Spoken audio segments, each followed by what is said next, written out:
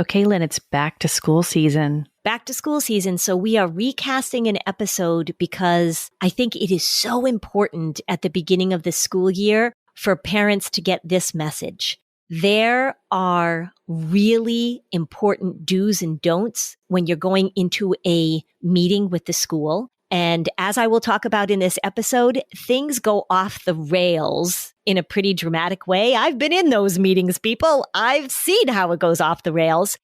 Just some tips for parents. And for those of you who work in schools, these tips will help you also. How do we make sure that meetings about your child are productive, collaborative, and don't get contentious? It's so, so important. I talk to a lot of parents about having meetings with the school. And I also am in a lot of schools doing trainings, especially this time of year. And I talk to a lot of the school people about how to have a successful meeting with parents. So I hear it from both sides. And I've got some tips because I will tell you, these meetings can be enormously helpful. And also, boy, can they go bad quickly. Welcome to Flusterclux with Lynn Lyons, where we talk about how to manage those tricky emotions that show up in all families. Serious stuff without being too serious. I'm your co-host, Robin, and I'm Lynn's sister-in-law, and I'm here to ask your questions. And I'm Lynn Lyons. I'm an anxiety expert, speaker, mom, and author, and I've been a therapist for over 30 years. Parenting can be a flusterclux, and I'm here to help you find your way. And I'll even tell you what to do and what to say.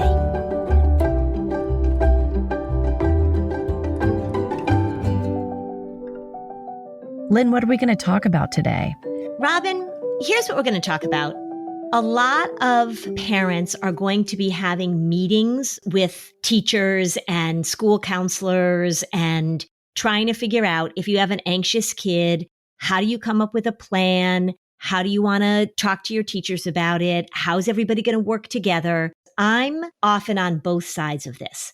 Yeah, you've mentioned this in other episodes, and you've hinted that with all the best intentions, it's very easy to feed anxiety and make it worse at the school.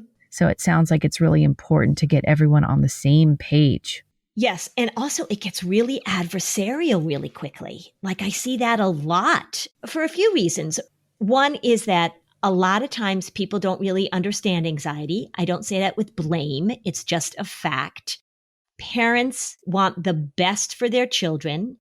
If you have an anxious child, chances are you might be kind of a worrier yourself. So you are going to the school and you are feeling very vulnerable. You are feeling very exhausted a lot of the times. You're feeling like you're trying to do the best for your child, but you're so worried about your child being okay in school. So you go in with really high expectations, and sometimes we go in with a little bit of mama bear energy. So that sort of sets things up. And then on the other side of it, with the best of intentions, schools can put things in place that actually are not helpful and actually make it harder on parents. And right away, everybody is working toward a different goal. I also think that in some of these meetings, there's a lot on the table. So sometimes you go into a meeting in which you're looking at an IEP, which is an individualized education plan. There are a lot of experts in the room. There are a lot of voices in the room. You have to sign off on things. It feels like a really high pressure situation. And I think that what I want to talk about today is, how do we make these meetings successful? Because ultimately everybody has the same goal, and it just gets distorted and gets convoluted very quickly. And you probably have advice for the elementary school aged kids. And I have a feeling we should probably also talk about the teens after, right? Yeah. Let me start with the younger kids, and then we'll talk sort of when kids get older, because that has a similar but different requirements and similar but different demands. So let's talk about little kids that are anxious. And so maybe you've got a little child who's starting school for the first time. Maybe you have a child who is a second or third grader, and you know historically that they've had a rough time being in school. Maybe there are certain things that you're learning about your child that you really want the school to know about. It could be significant things like, your child has some obsessive compulsive issues that are coming out. Maybe there's separation stuff going on. Maybe there's social anxiety. So you've got this little kid who's shy, who's really having a difficult time making friends. So let's talk about how to make those meetings with the school positive. The first thing you want to do is you just want to start with the teacher. You want to start with communicating with the teacher and saying, here are some important things I want you to know about my child. Here are some of the things that we're struggling with. And before you talk to the teacher, parents, I want you to come up in your head, not just in your head, write it down on a piece of paper. What is your goal for this school year? Because when you go into a meeting with a teacher or with the school counselor or the school psychologist, whoever it is that's there to support you, the question that I ask at the beginning of all these meetings is, if we had a successful second grade year, or if we had a successful kindergarten year, whatever, what would that look like at the end of the year? What would that look like at the end of the school year if this year was successful for your child? And I want you and teachers, if you're listening, and clinicians, this is just a really good question to ask. This is often the question I ask at the beginning of a therapy session when I'm first meeting a family. If this therapy were to be successful, what would that look like? And write that down. And when I'm talking to schools, when I'm talking to teachers, I advise that they write that down, because then that's something that we're going to go back and refer to over and over and over again. Are we doing the things we need to do in order to meet this goal? And the goal might be, I want her to be able to have some friends. I want her to be able to speak to other kids in class. I want her to leave school with a little spring in her step, or I want drop off to be easier, or I want her to be able to eat in the cafeteria. I want her to get through a day without crying. I want her to be able to go to the bathroom by herself. Just write that down and be clear about that. And then we're going to work back from there. Yeah, it's interesting. Everything you just listed as examples, when you focus on those outcomes, it would be a good idea for the parents to recognize, here is the emotional skill that needs strengthening. Mm-hmm. And then also the parents can ask themselves how they're trying to nurture that skill at home too. That's right. So then you both have this idea, and maybe there are a few goals. You pick 2 or 3 of those. Then the question is, how are we going to help build that skill? And it might be an emotional skill. It might be a social skill. It might be a behavioral skill. It might be a figuring out how to handle things in a classroom skill, because there are little kids that haven't learned that yet. And then the teachers, the school staff, and the parents come together and say, how can we help build this? And then you begin to talk very concretely about what you're going to do at home and what the school is going to do at school.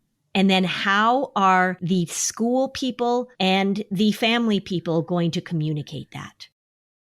Keep it simple. Oftentimes, when I look at a IEP plan or I look at an accommodation plan, which we'll talk about in a moment, I see things that are too vague for my liking.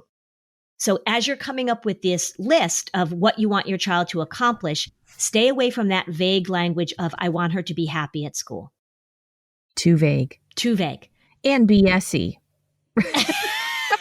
Yeah, too vague. Yeah, as I always say, all the time. Well, and think about that. If your goal as a parent, if you worry about your child and your goal as a parent is that in second grade, I want her to be happy at school, and then she comes home because she had a sad day or a bad day, and then you get on the phone right away, like, what happened? Our goal was for her to be happy and she came home and she was sad. It just doesn't work, right? Right. Maybe a goal is, I want her to be able to put words to her feelings when she comes home from school. I want her to be able to handle making a mistake at school without falling apart. Be as specific as you can. And then you're going to talk to the school about that, and you're going to ask those how questions. How can we teach her this skill? And how will we know if we're making progress? We don't have to have a lot of data collection. We don't have to have things on a spreadsheet. but you want to just have a conversation between the parents and the school people that says, this is what we're working on. Now, you may have to brainstorm a little bit about how you're going to develop that skill. So maybe you will say, well, we really want her to be able to make some friends this year. That's a goal. We really want her to have friends. So you say to the teacher, how can we communicate together to make sure that we're working toward that? And the teacher might say, well, why don't I just pay attention to what other little students are in the class that I think might be a good fit? And I'll see if I can help model for them playing together or doing things together. And I will let you know if there's another child that I think that they're connecting with. I'll let you know so that maybe you and that child's parents can foster some play dates or get together. So there's a lot of communication about how are we going to coach these little kids to connect? How are we going to coach them to connect? Talk specifics and talk skills. Say one of the goals is, I want my child to be able to get into school in the morning without the horrible separation that's happening. We've got crying going on in the car. She's refusing to get on the bus. She says her tummy hurts. So you're going to have a conversation with the school about the skill that you need to learn in order to separate from your mommy or daddy. And that goes back to all of the things that we talked about. If you haven't listened to the Anxiety Disruptor series we did this summer, go back and review that.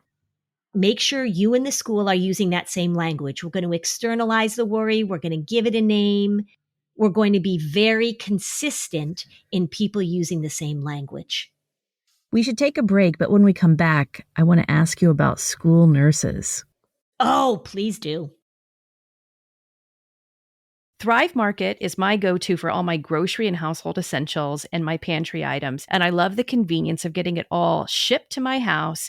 It's a huge time saver, and I save money on every single order. I save over 30% with each. They have a deals page, so you can go through and find the brands that you love. They have a price match guarantee. They have over 70 filters that you can go through when you're looking for gluten-free snacks or non-toxic cleaning essentials, which I just love. You can create your own shopping experience with the click of a button. Join Thrive Market today and get 30% off your first order, plus get a $60 free gift. So go to thrivemarket.com/Flusterclux for 30% off your first order, plus that free $60 gift. That's THRIVE market.com/Flusterclux. thrivemarket.com/Flusterclux. We encourage our listeners to really help recenter self-care for themselves. And I think one of the things that is a challenge if you are a working parent is finding the time for therapy. I love the fact that you can now, using Talkspace, have access to online therapists and online psychiatrists to work around the schedule that you have. Oftentimes people wait too long because they think, well, there has to be some really big issue, or I have to get to this place where I'm actually not functioning. Therapy is really helpful to help you figure out daily, regular struggles that you're having. And also, it's so preventative. Having somebody that helps you look at your decision making, your problem solving, your relationships, your communication, all of that is a part of our daily existence as a human being. At Talkspace.com, you can sign up online and get a personalized match with a therapist in less than 48 hours. And you don't have any commutes to appointments because you can do them securely from your phone or your laptop around your schedule. It's affordable and it's in network with most major insurers. So, as a listener of this podcast, you'll get $80 off your first month with Talkspace when you go to Talkspace.com/Fluster. To match with a licensed therapist today, go to Talkspace.com/Fluster to get $80 off your first month. That's Talkspace.com/Fluster.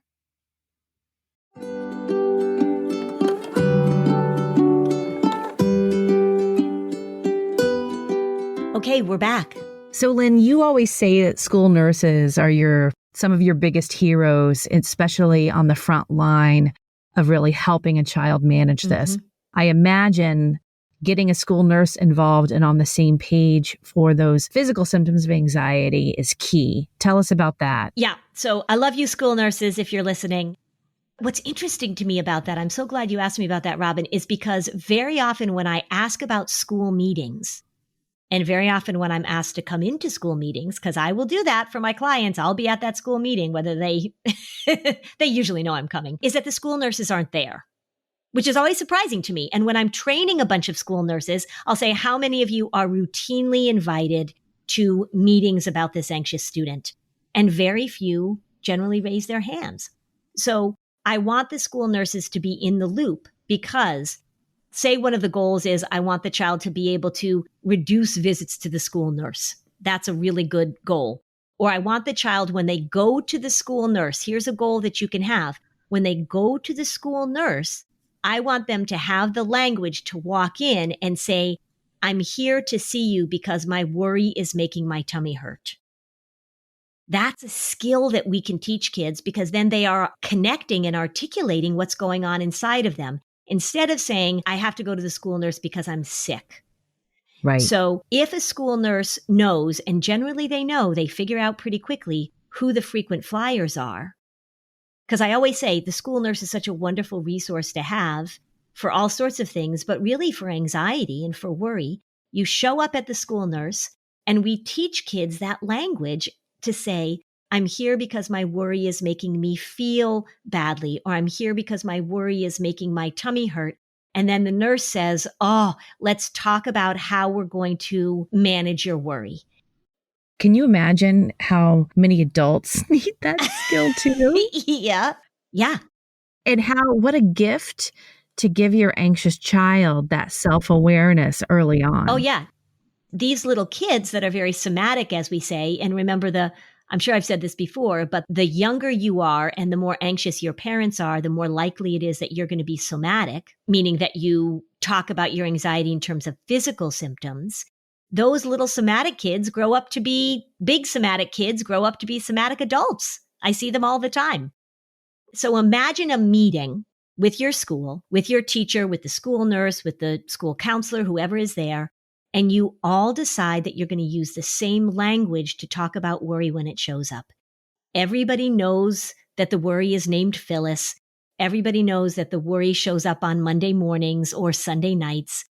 Everybody knows that they can be supportive and loving and caring of this little child while not doing the disorder.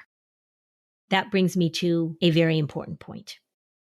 When you go into a school meeting and you are working with the school to deal with your child's anxiety, be very aware of who is advising you. Because the people I talk to in schools are, shall I say this, fed up with somebody who doesn't know how to deal with anxiety, writing a letter or coming to a school meeting and doing the exact opposite of what they have heard me talk about because I did a training with the school. So the way it plays out is I'll do a training at a school and they're really working to help manage the anxiety. We're really working on getting rid of those elimination strategies. We're really working on building skills. And then there's a family and they will have perhaps an advocate, which can be a great thing to help you navigate all the special education stuff in schools because it's very confusing and complicated. And I'm not an expert in that at all. But they might have an advocate. They might have an attorney. They might have a physician. And oftentimes, the people either writing the letter or coming to the meeting to support the parents are not experts in anxiety. By the term expert, I mean they don't know how to treat anxiety.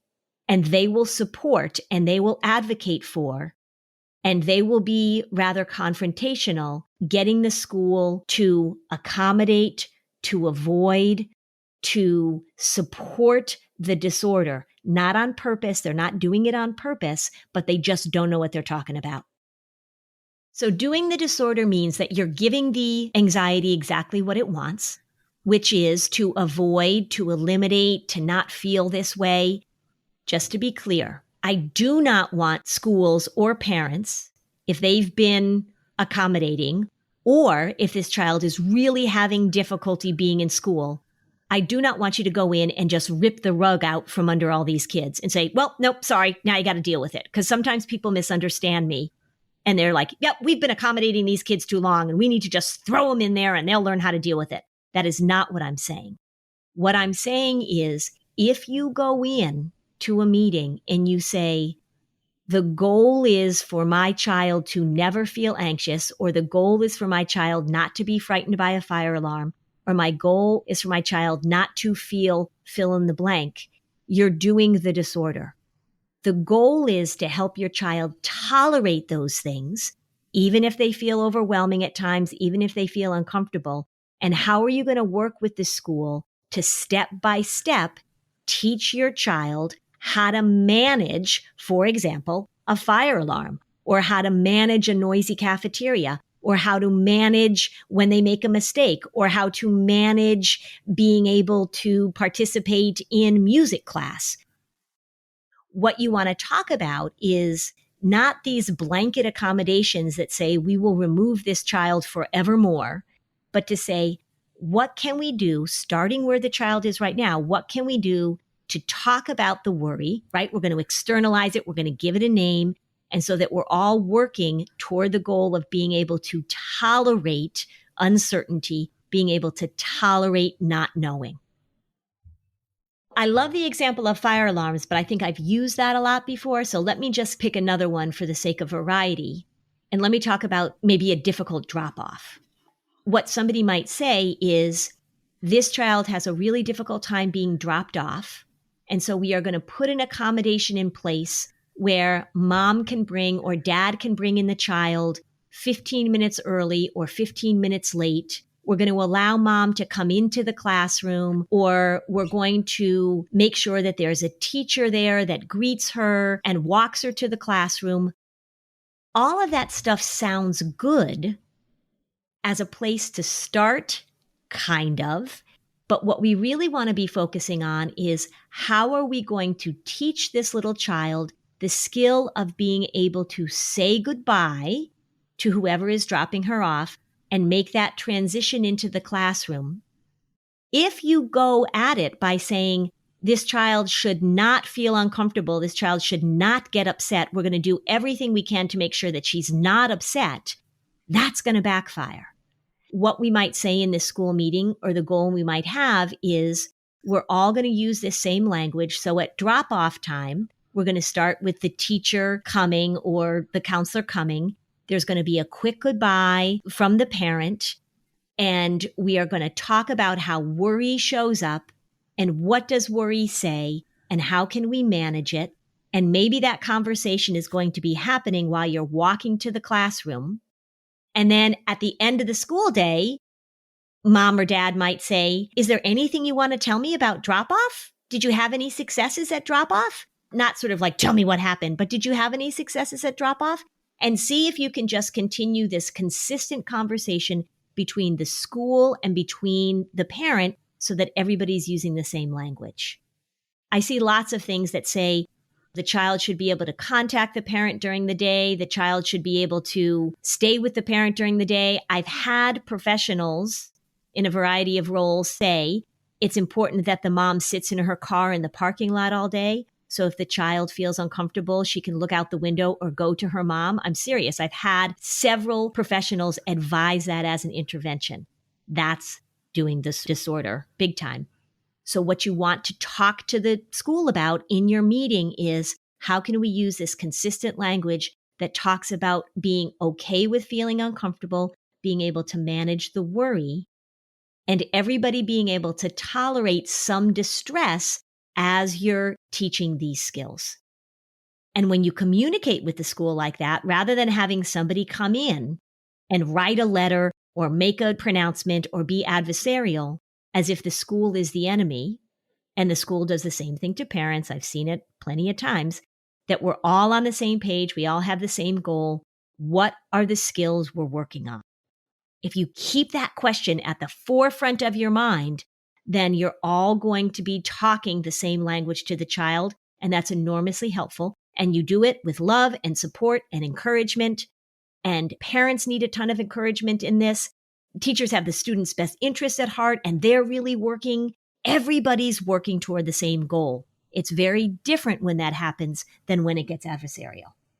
But say one of our listeners, say that family has read your book, listened to the podcast, saw you speak, and they really get that they're trying to increase the skill of tolerating discomfort. The parents are working on allowing themselves to tolerate seeing their kids in distress. They're on board. They know what the end game is, but the school, who might not have the same insight, is just trying to make everybody happy to move on. They'll say we don't have the capability of personalizing or being patient for or whatever. What happens there? I'm sure you've seen that. Yes, a lot, actually. And I've also seen, so let's remember that we have anxious parents, but we also have anxious teachers, right? So the teachers are really feeling anxious about doing harm. So they're worried that, oh my gosh, if I allow this child to feel distress, I'm somehow hurting them emotionally. I'm not being supportive. So teachers have a lot of worry and concern about doing the wrong thing. So I absolutely see that. So I think the parent in that situation can say to the teacher, can say to the school counselor, this is the plan that we're working on. And let me just give you a script. Let me just give you the language that we use. And also, just so you know, when we talk to little Amanda about her worry part, which we have named Joseph, Amanda very often gets pissed at us and tells us that it's not Joseph, but we stick with it. So as much as the parents can sort of coach the school and to say, look, this is not complicated, but it can be hard work. We need to be consistent, but we really want you to use this language. Generally, most of the time, the school is like, oh, great. Thank you for telling us. I have had situations, it doesn't happen that often, but I have had situations where a teacher who is not really informed, and this generally actually happens with OCD more than anything else, the teacher will insist that that's not the problem. The teacher will insist that the child's being stubborn. The teacher will insist that a child who's having a great difficulty with anxiety or OCD actually has an attention problem. The teacher will insist that it's a naughty behavior. That's really hard for me to deal with because, again, the teacher is not conversant and won't go along with the plan. I've had that happen probably more times than I'd like. It's not the rule. It's the exception, not the rule. At the beginning of the school year, for my kids that are anxious, I very frequently meet with their team. Sometimes I go in person. Sometimes I do it on a Zoom call. And for the most part, the team at school is really, really grateful for information, concrete information. This is the language that we're using. The other thing I'll say about this, Robin, is that when schools say to me, we don't have the time or the resources or the wherewithal to do what you're asking, Lynn, or to do what you're asking parents, what I will say to them is, I know for a fact that when you do the disorder and the disorder gets worse, you are spending an enormous amount of time in mop-up mode. So I am trying to have you be proactive rather than reactive. But I know that for kids that are not going to school, for kids that are not able to stay in the classroom, for kids that are really struggling with their social issues, those kids will end up eating up a lot of your time and resources. So don't tell me you can't do this now because I know you're going to have to do it later. So I really try and say, like, let's put in the work, let's front load this because it's going to be preventative. And that usually is enough to get people's attention. So now let's go the other side. I know we have a ton of teachers who listen to the podcast. So they're like, oh, okay, I have this anxious kid. The parent comes in and wants to just do the disorder. Yes. I know there are like dozens of teachers listening right now who are like, yes.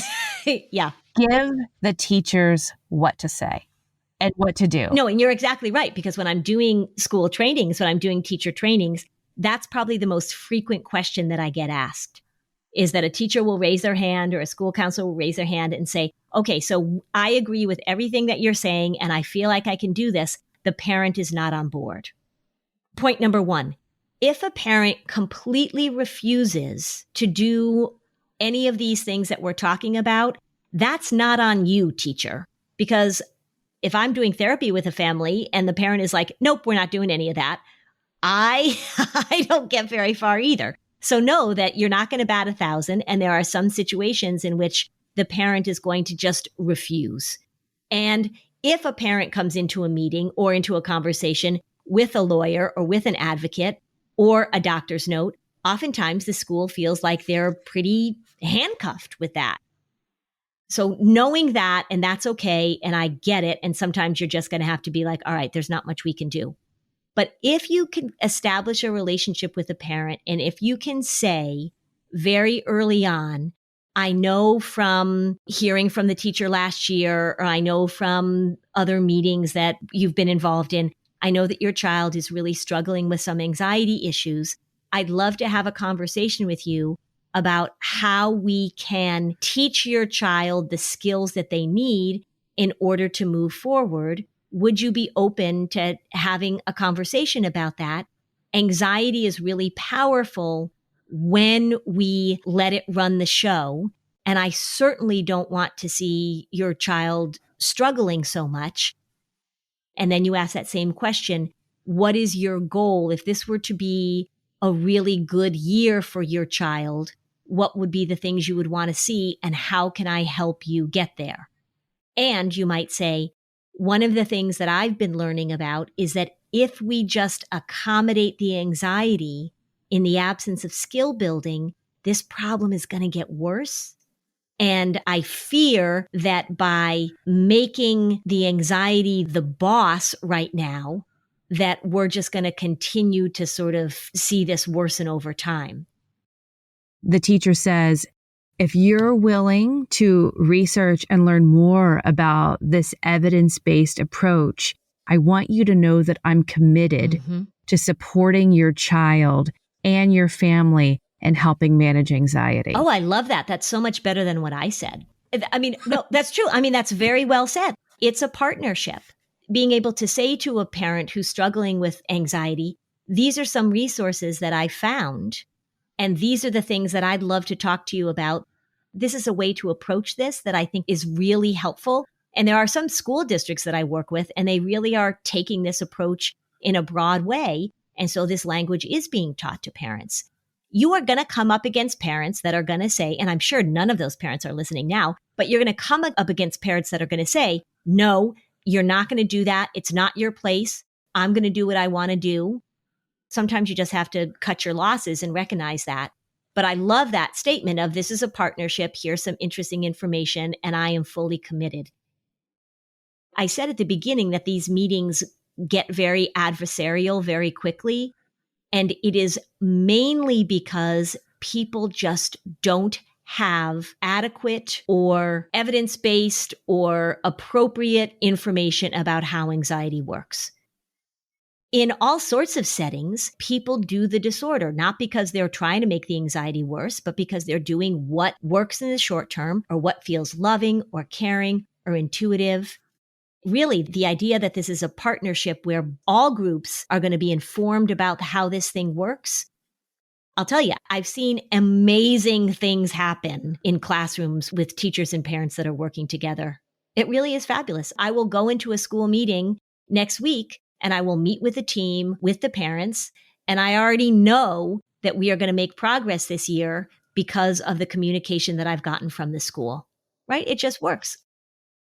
Well, after we take a break, I want to hear some specific tips for the high school population.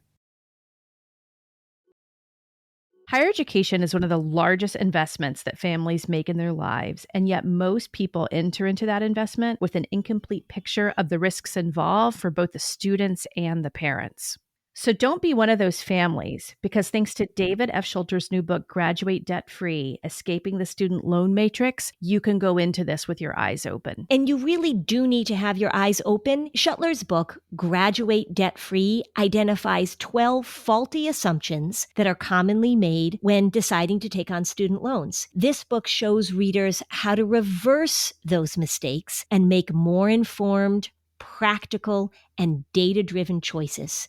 Thinking about the education process and your personal finances, I think we all need help with that. Graduate Debt Free offers accessible and practical insights on deciding whether to attend college at all, the impact of tuition and student debt on parents' retirement plans, and how selecting a major influences your ability to pay off debt. One critic said, Shuttler has made a genuine contribution to both the college selection process and the college financing discussion that both high schoolers and parents can relate to. Visit graduate-debt-free.com and take the first step to securing a debt-free education by picking up your copy at Amazon, Barnes & Noble, and anywhere fine books are sold. I love my Earth Breeze laundry detergent.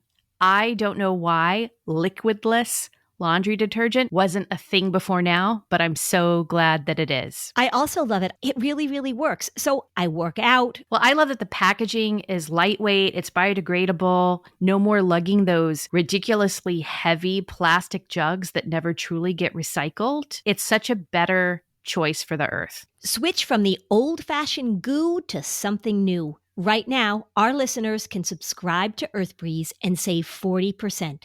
So go to earthbreeze.com/Flusterclux to get started. That's earthbreeze.com/Flusterclux for 40% off. earthbreeze.com/Flusterclux.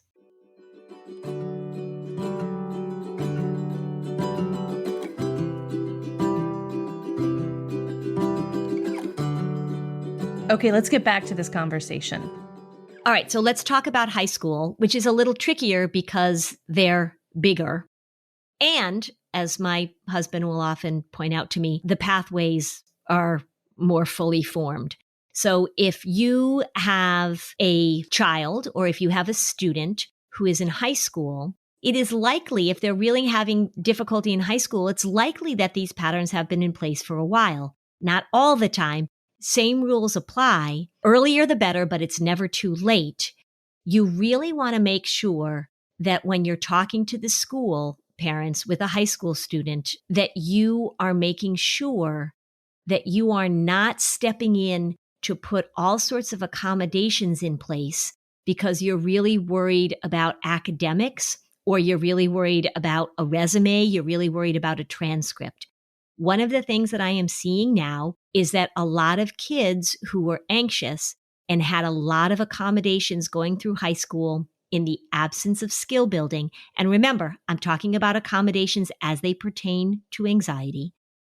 I'm seeing a lot of these kids going off to college and not doing so great.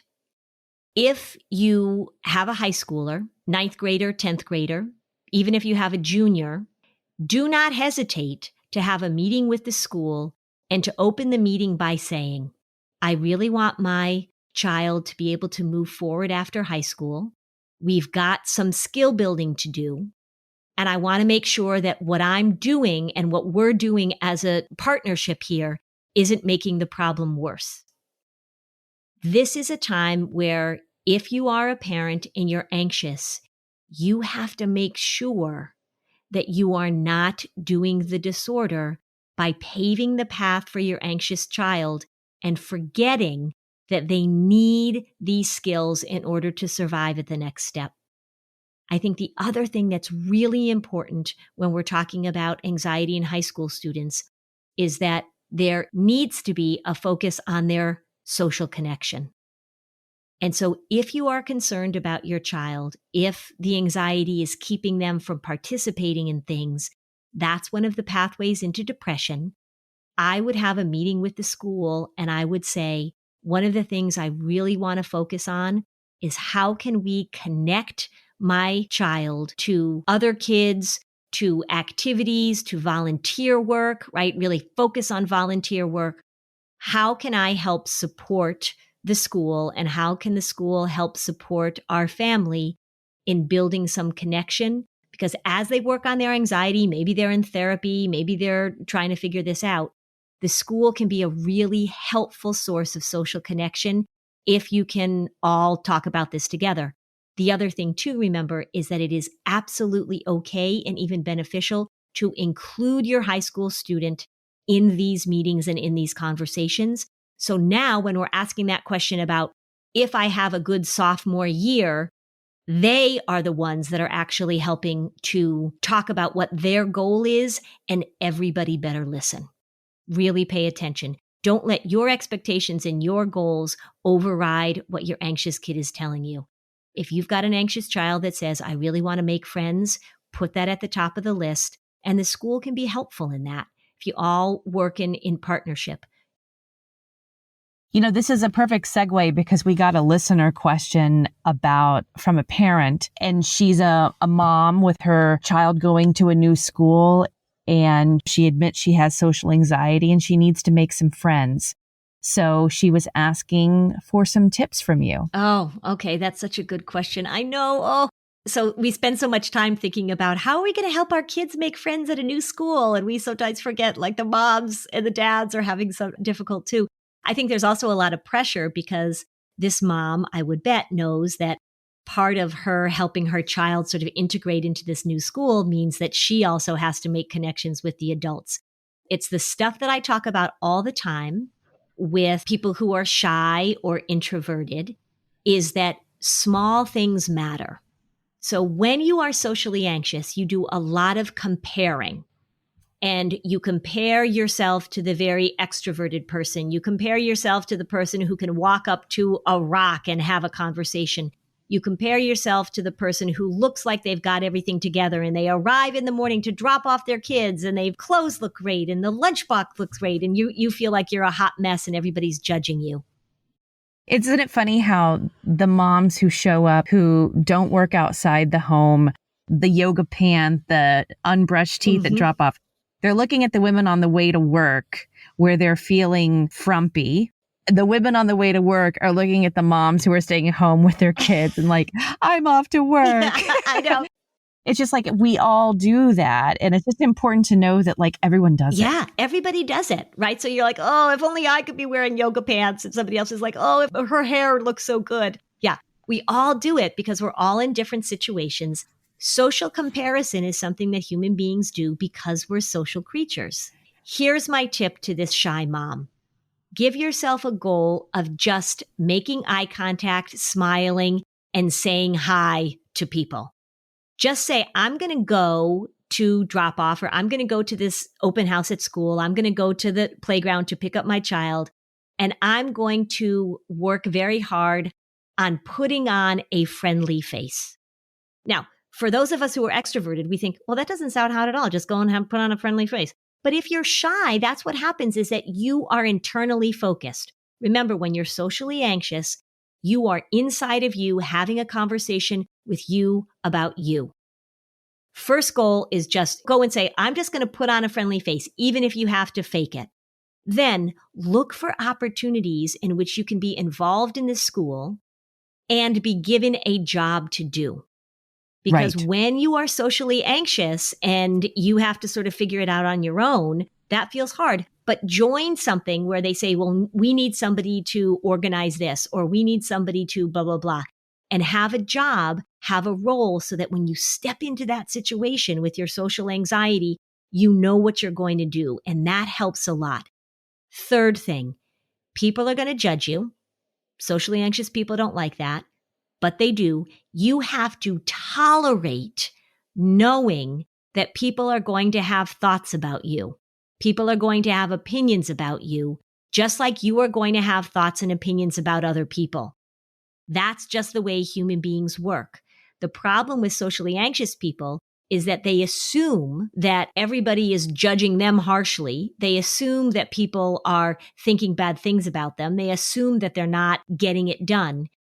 Planet Fitness says this is a judgment-free zone. Whenever I hear that out, I'm like, no, it's not. This is a judgment-filled zone, right? We have to get away from this idea that judgment, we have to get rid of it, and it's so horrible, and how can you tolerate it? You're going to walk in, and you're going to tolerate judgment.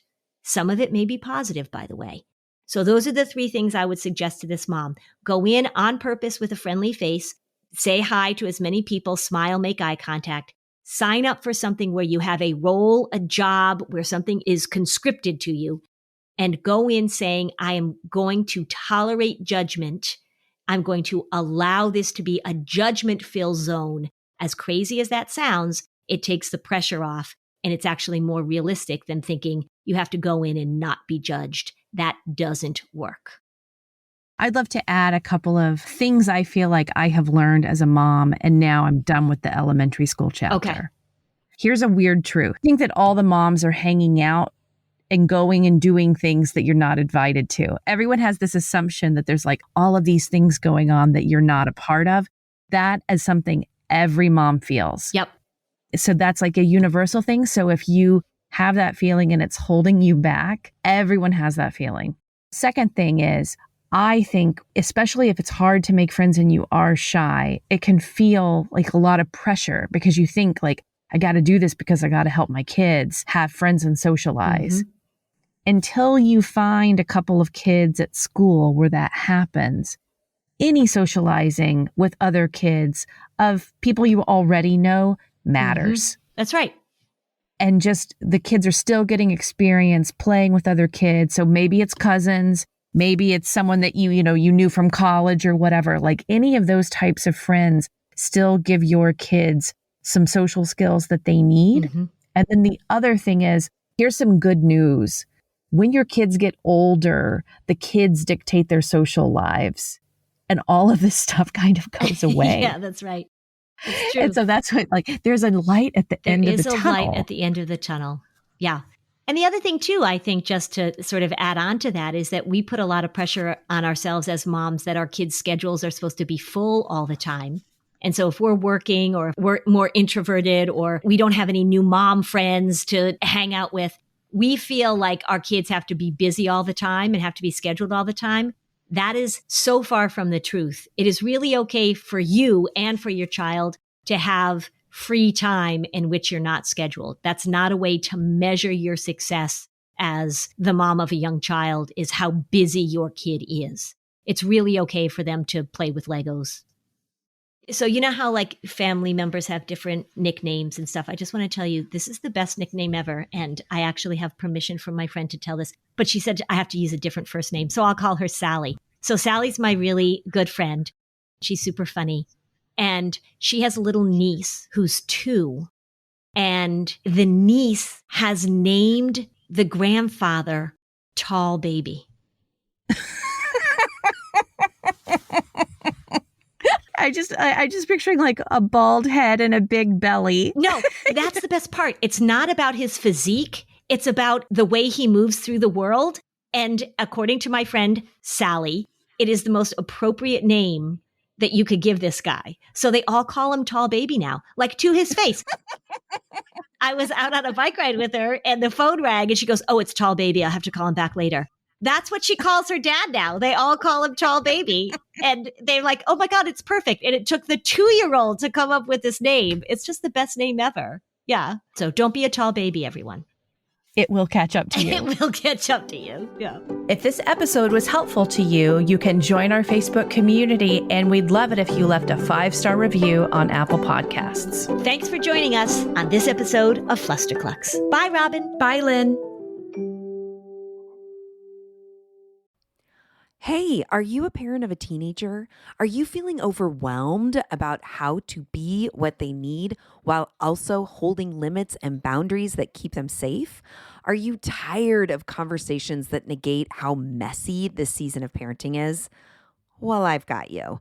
My name is Casey O'Rourke. I am a positive discipline trainer, parent coach, and the host of the Joyful Courage podcast. Every week, I come to you with an interview digging into tough topics with experts I trust and solo shows that go deep into the personal growth and mindset needed to raise teens in a way that grows them into confident, capable young people. I am not afraid of getting real about the intersection of conscious parenting and the teen years, while also bringing in vulnerability, humor, and lightness. I'm walking the path with you and honored to serve. Listen to Joyful Courage on Apple Podcasts, Spotify, or wherever you consume podcasts.